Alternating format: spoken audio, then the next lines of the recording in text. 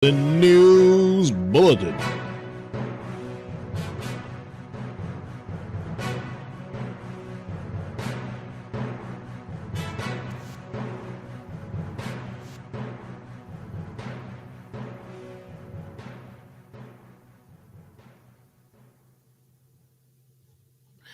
Good morning. I'm Mr. Nailsin. Well, I just got off work and I'm dead tired. Don't really feel like doing any drawings. I thought I would, but oh, jeez. But that doesn't mean I can't read you some stories I came across while, in between my duties at work. Duties. And it turns out one of them, which I'll conclude for this particular broadcast of Nailsin News Live, one of them is an update to a story that I did an animated video on. It's probably a couple of years ago now, which was originally done for the Men Are Talking show that Pat and Zenhauser used to do. And I provided these little news vignettes called Crazy Bitch News. Yes. So you get the theme. Yeah. Anywho, so I thought, hey, that's interesting. I wonder if I still had that. Turns out I do. So I'll play that one right before I get to that final story, and give you the update on that particular case. I'll give you a hint. It involves Mountain Dew, which sadly isn't a sponsor for this program, but it would be nice. Wouldn't that be cool? Well, maybe I can put this on there. There you go. Yeah. Anywho, back to it all. So I'll head over to our first glorious tale. This lovely couple who, I don't know, they forgot something. It happens. And, the authorities were upset and all that. So anyway, baby found passed out in bucket of bleach in neglectful parents' filthy mice infested home. And there's the lovely couple. Yeah.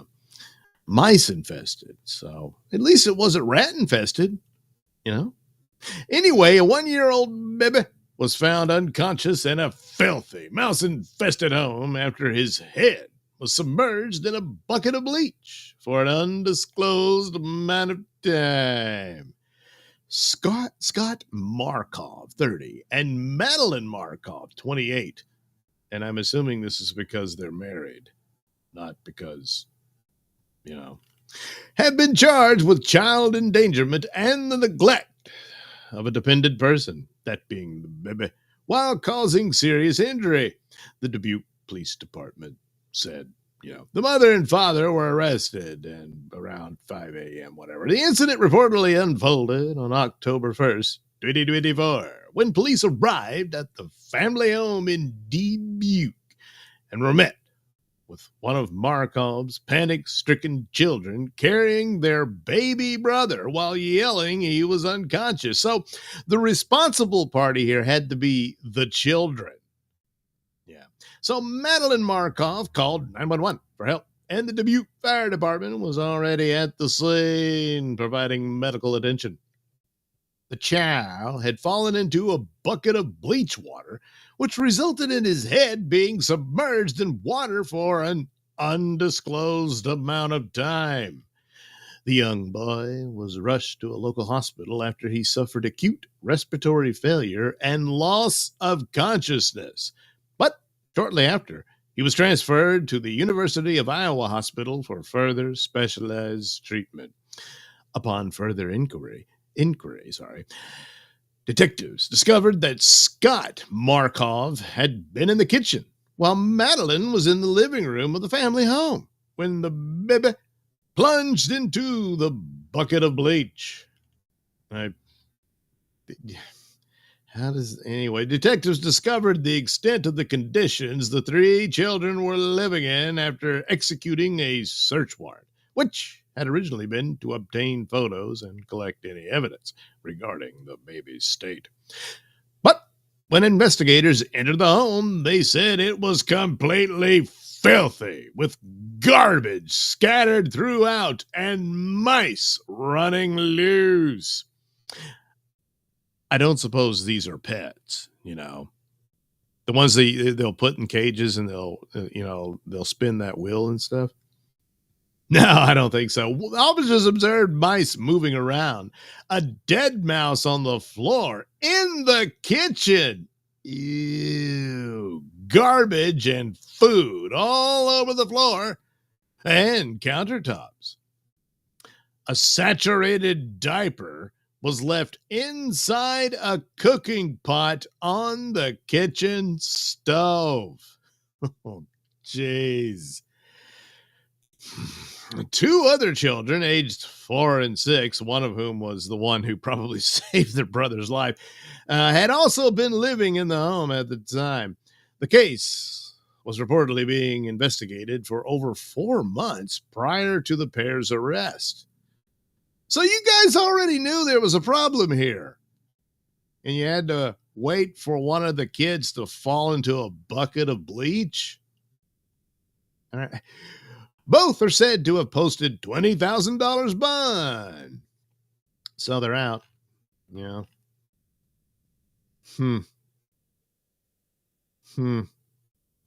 Well, hopefully the kid pulls through okay. But I don't think they can go back home with mommy and daddy. A bucket of bleach, I assume they were cleaning something. Looks like they never got around to it, So, whoopsie daisy on that one, huh? All right, well, we'll move right along. There's plenty of other fun stuff to discuss. Yeah, well, oh, wait, cancel that. Why doesn't it? Oh, that's right. I turned the camera off. I'm sorry. See, now you can see me as I stare around at the different stories I want to get to. No, this will be the last one. Let me move that one over there. And yeah, all right. This one is really disturbing, but that makes it kind of perfect, doesn't it? Well, in a roundabout way, I suppose. Anywho, well, let me go ahead and get it there. And here we are. Look, it's me. And I'll turn the camera off and let me check chat. Total pain in the ass. Baby should be white. Well, yeah. Yeah. Oh, because, yeah. Well, anyway, let's move on here to another story. A Michigan mom allegedly slashed son's throat because he didn't want to turn 18. And there is sure, it's batshit crazy, but at the same time, there's a certain logic to it. Boy, she looks really serious about all this. So authorities recently arrested and charged a mother on suspicion of killing her son because he allegedly wanted to die. So according to a news release from the City of Holland Public Safety, in the early morning of Friday, February 21st, Holland police responded to an apartment to a report of a domestic incident where they found 39-year-old Katie Lee holding a knife. Per MLive.com, Lee told dispatch that she couldn't get her son to stop breathing. Her son asked her to help him stop breathing and had been trying to for a while because he did not want to turn 18. Police searched the home and reportedly found Lee's 17-year-old son, Austin Pickert, deceased with a substantial amount of blood around his head area. Officers observed a laceration to Pickert's throat and 2 to his arm. A forensic pathologist later determined he died of a cut to his neck.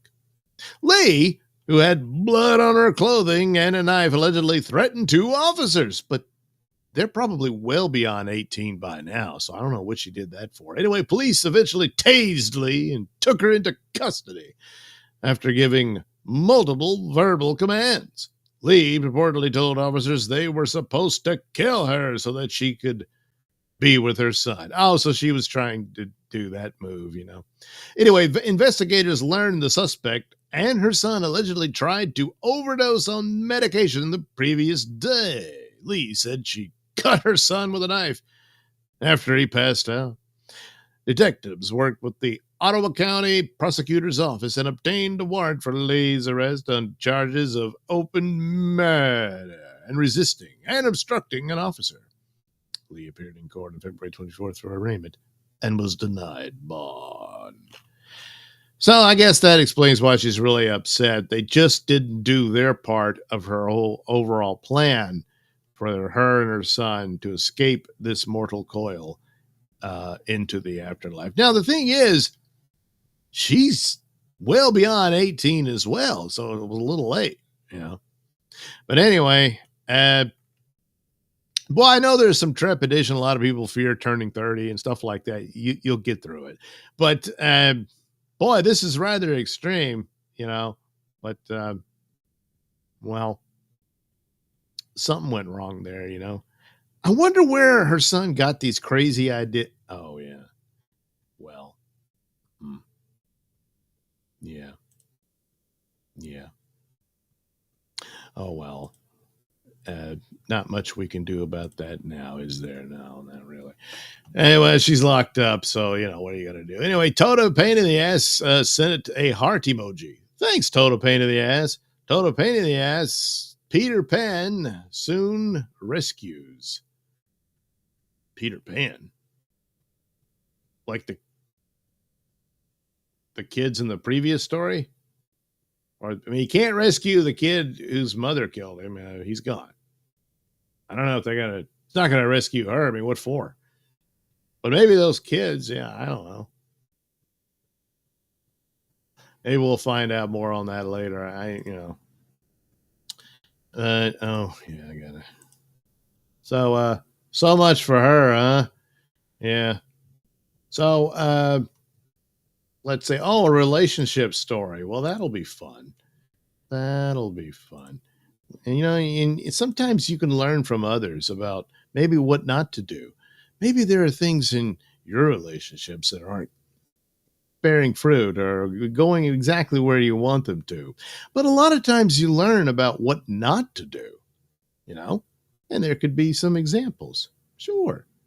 Oh, Toto Pain in the Ass clarifies, not to grow up. Well, yes. So the second story, yes. That's one way to get to Neverland, I suppose.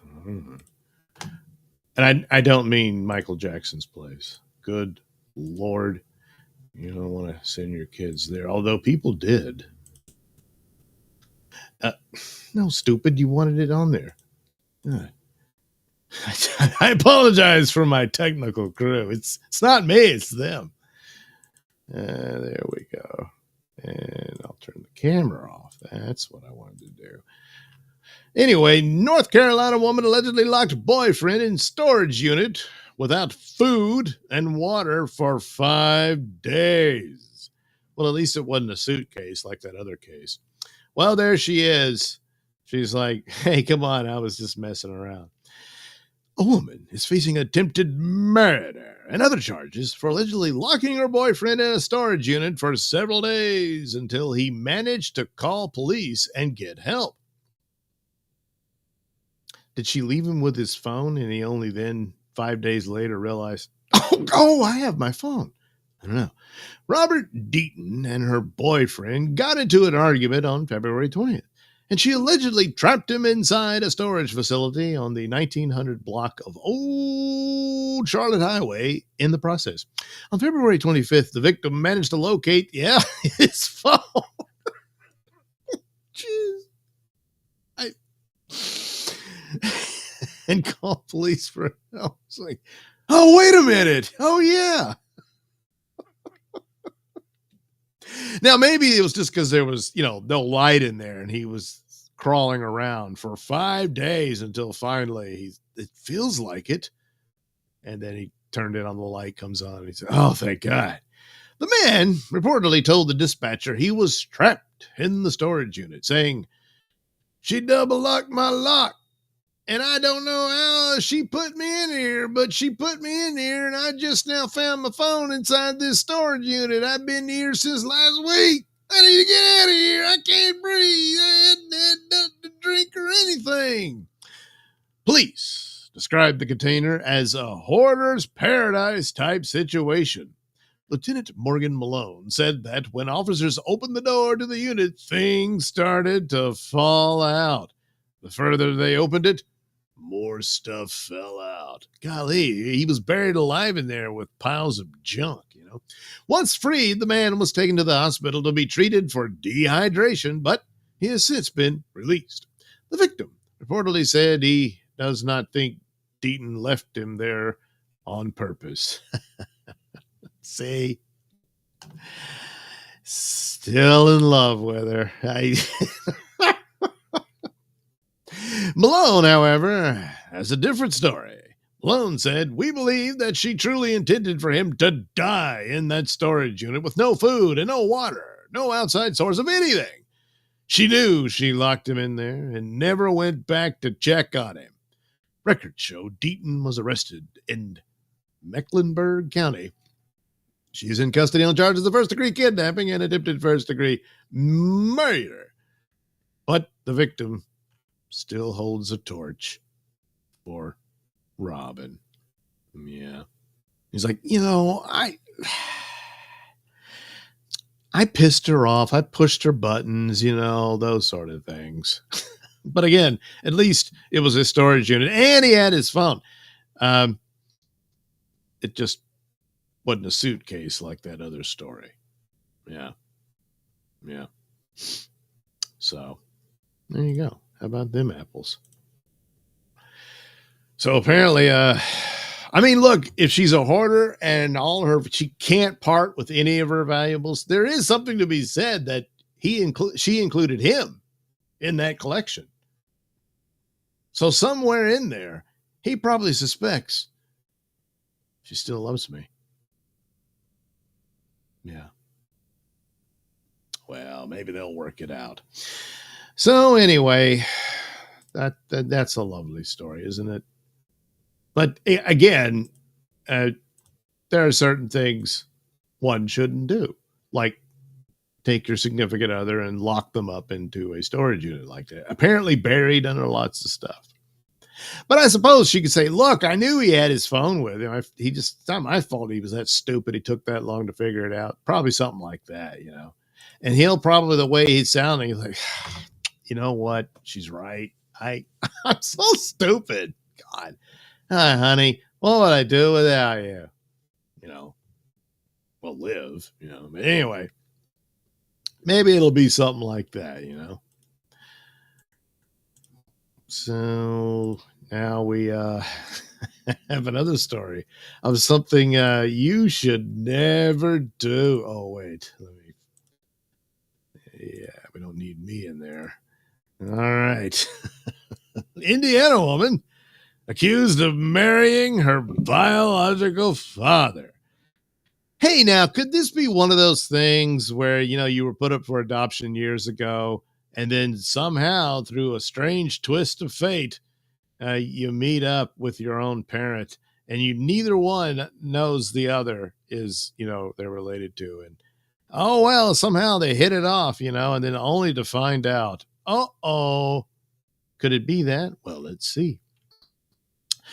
A 44-year-old, 44? Oof. Man. It looks a little older than that. 44-year-old woman was arrested for reportedly marrying her father while she was still married to another. Well, this is bigamy. To another person in order to receive his veterans benefits. Oh, okay. Here we go. Court records show Kimberly Temple was arrested February 21st on charges of false information in marriage license application and attempted bigamy. Temple and her father, 59-year-old Bradley McCollum, reportedly said in the marriage license paperwork they filed that they were no closer than second cousins. But tests showed they actually had a 99.9% likelihood of being biologically related as father and daughter. The two wed in July 2024 at a courthouse. Ironic, isn't it? Evansville Police Public Information Officer Anthony Ossaker, anyway, told a local affiliate that in for the first few days of her marriage to her father, Temple was still legally married to her prior husband, which would make it illegal to marry someone else. Yeah, well, that's the least of the problems, isn't it? McCollum reportedly falsified his address on the paperwork as well. That bastard, on top of everything else, couldn't even give him the right address. Ugh. So anyway, Temple and McCollum were not close for several years. Hey, maybe they forgot who each other was, you know. Well, he went to federal prison, but they eventually got back in contact with each other. Officials believe McCollum and Temple got married so she could collect her father's $350 monthly VA benefits. Well, let's hope that was the motive, because McCollum has faced multiple charges of failing to register as a sex offender. Jeez. He is currently serving time in federal prison in Arkansas for violating his probation, and he will be released in July. Jeez.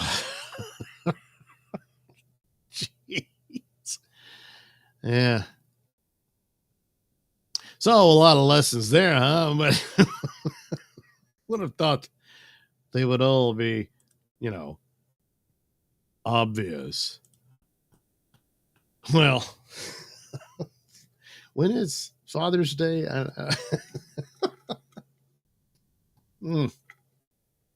Oh, well. Okay, I think that puts me up to the next one. All right. Yeah, that's what we'll do. So first, oh, wait. Total pain in the ass. Found recharger and outlet. Total pain in the ass. Oh, yeah. It's got to be that it was dark in there, you know, and that's why he couldn't find it. Plus, he was buried under all the piles of junk that she couldn't part with. Total pain in the ass. Dad's dick, second round. Yeah, since he was in prison for being a sex offender. Yeah, there's something. It's not just the money, you know. Jeez Louise. That's one of those stories you just have to call disgusting. If I can get it to scroll, I'll play the old video about the Mountain Dew story. 4 minutes, 7. Well, anyway, I made it, and it's been a while since it's been seen, so I'll play that. And that'll recap our next and final story for today's broadcast. So here we go.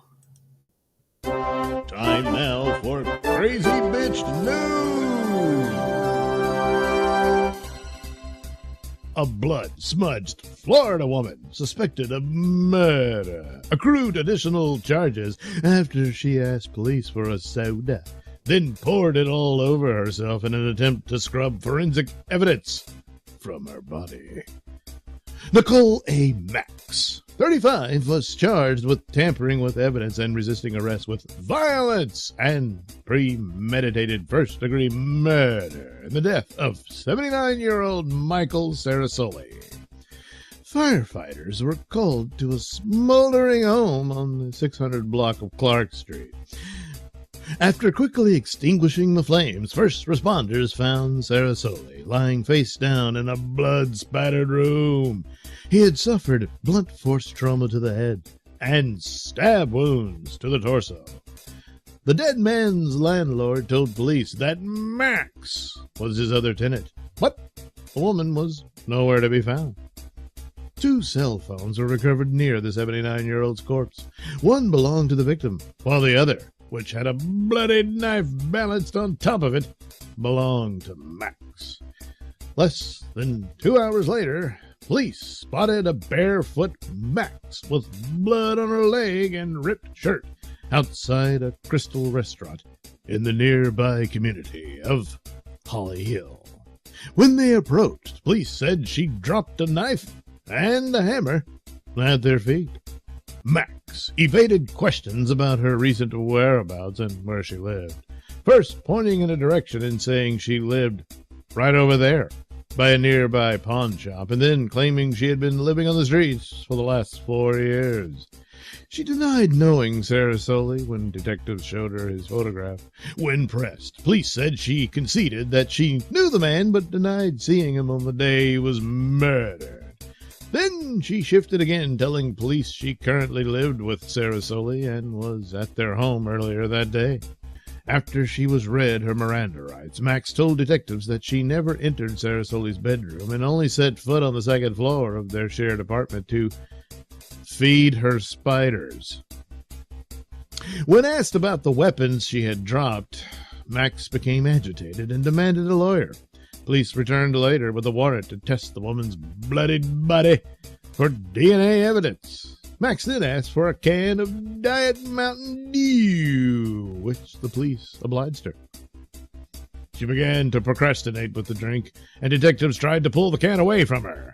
Then Max began to resist and poured the can of soda all over her body and hair, pulling away from the officers in attempts to interfere with the possible evidence on her body. Police then allegedly forced a pulling and kicking Max into their cruiser. Blood on the knife found near Sarasoli's body matched samples taken from Max's clothing. So she's, being held in jail without bond. Anyway, a recent study from North Carolina State University indicated that sucralose, a common artificial sweetener, also known as Splenda, and found in Diet Mountain Dew and other sodas, can break down the genetic material that makes up DNA. While researchers found that the sweetener could put people at risk for disease and wear down the lining of their intestines, it is unclear whether dousing oneself in soda would actually eliminate forensic evidence. For Crazy Bitch News, I'm Mr. Nailsin.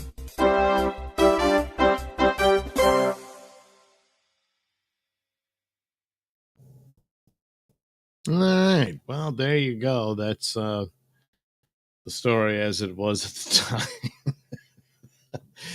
And, she's apparently been sentenced. So, double check.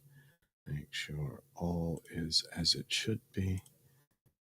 Yes. Okay. Oh, yeah. Okay, so woman who killed elderly roommate poured Diet Mountain Dew all over her body and hair, trying to interfere with police getting her DNA, learns her fate. So, I guess she had dyed her hair blonde. I didn't remember that part because her mug shot is the shot I used for the Photoshop, and then of course I did the cartoon. Never did see the video. I just discovered this a couple of hours ago, so I didn't have time to go try to track that down. But maybe I'll update it again. I don't know. Kind of didn't get the T-shirt right, too. The story said that's all she had on, but it looks like she's wearing something else. But it is sort of ripped up, but I don't see any blood on it. They said she had maybe the blood's on her hands or something.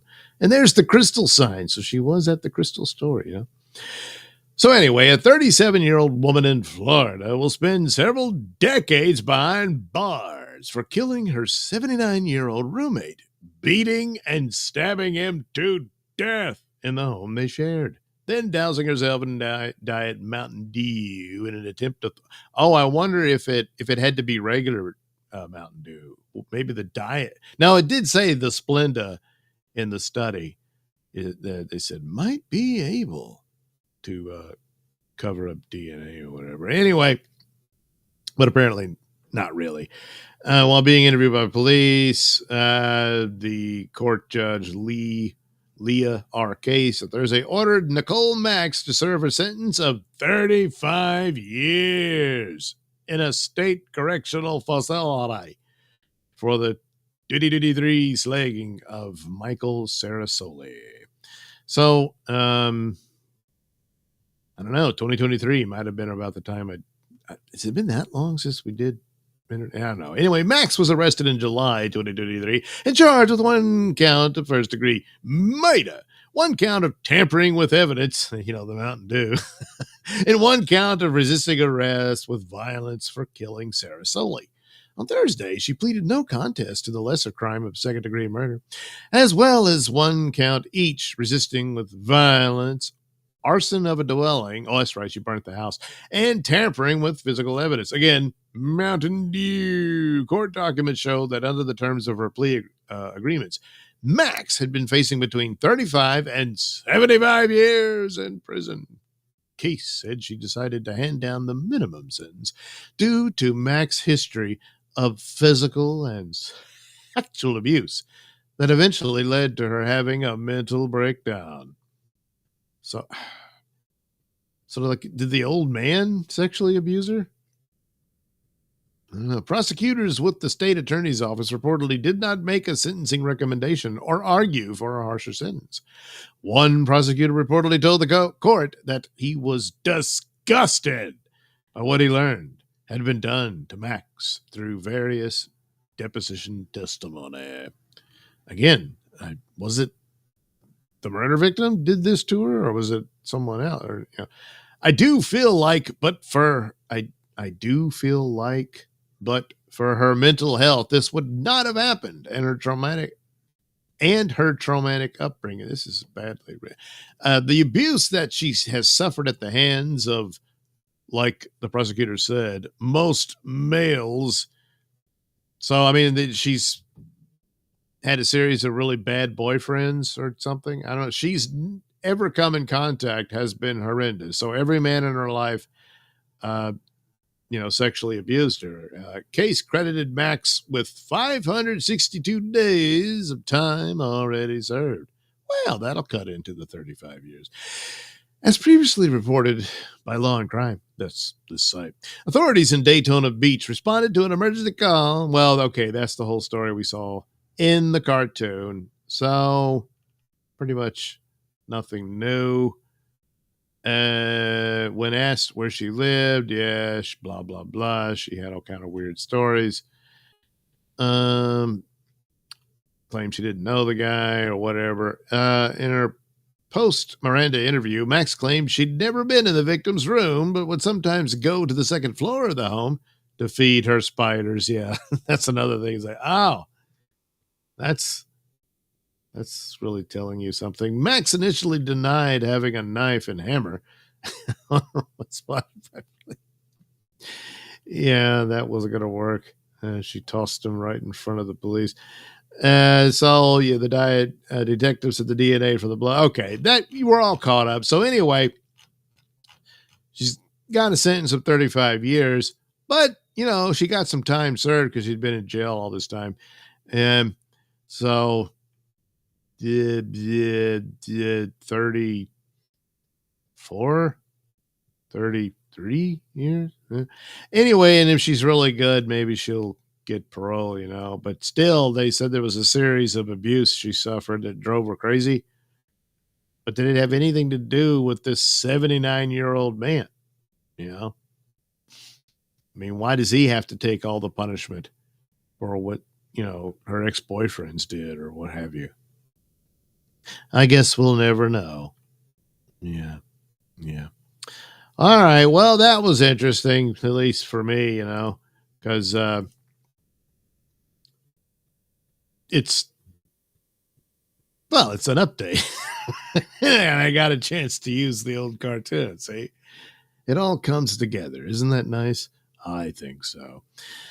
Total pain in the ass. Evil bitch without Chelsea. Huh. All right.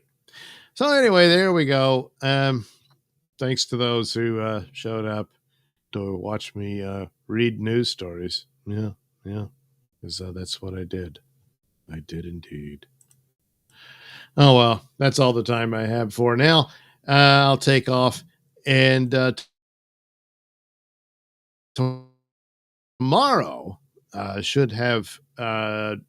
Nailsin Sunday Comics, where I will read a public. Well, it'll be the Black Terror again. So there'll be some comics. I think there's another story, Crime Busters or something, and something else. I'm just going to go ahead and read the rest of them instead of usually on that show. I would just read one story at a time, but it's a really bad comic, so I'll just burn through that, and that'll be that for that one. Probably will be exhausted then too, and won't be drawing anything. I know it's a shame, but hopefully can get back to that probably sometime Monday night.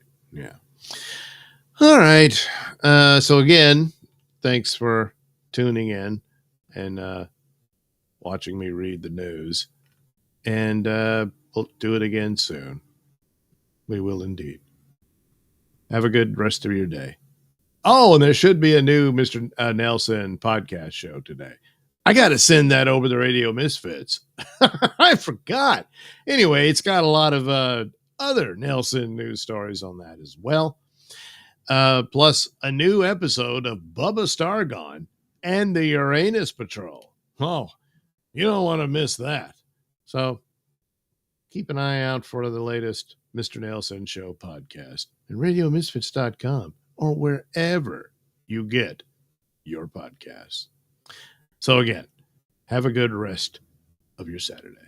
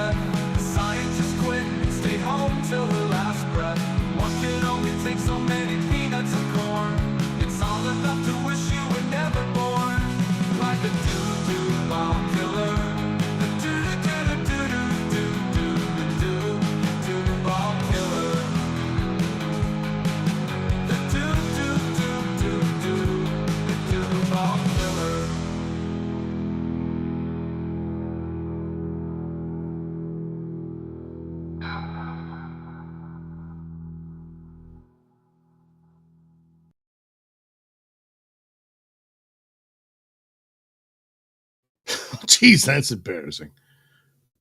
Sunday Comics lost yesterday. No, yesterday was Friday.